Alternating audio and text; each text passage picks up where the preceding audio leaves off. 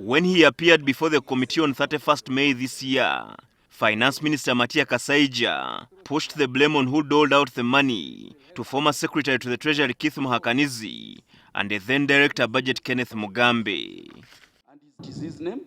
At the time, he argued that he was misled into approving the payment of 10.6 billion shillings as land compensation to 6 claimants without following the due process.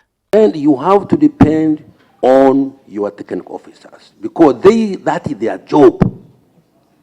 That's their job. But for me to bring 100 files, which I have to look through in one day, and then I have to go, I would run mad.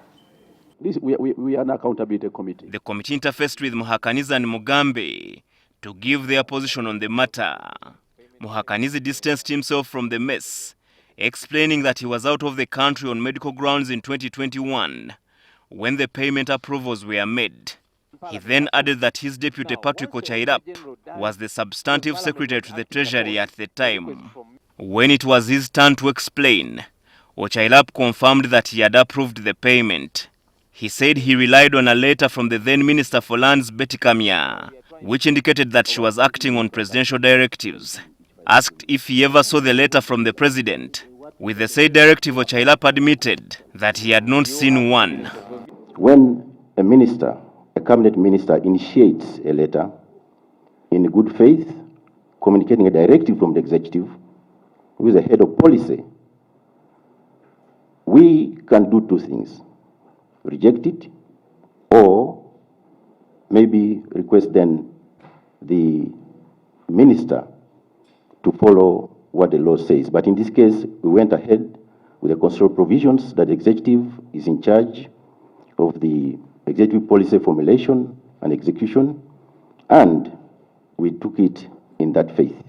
Further, Conrad Ocailap admitted that he acted in error without following the due processes in okaying this payment. And he went ahead and acted based on what I am calling a rumor, because there's nothing to substantiate it. But I think in the interest of time, let me concede, I did not seek a letter from the president when I saw this. I did not ask for it. Why, Mr. Ocailap?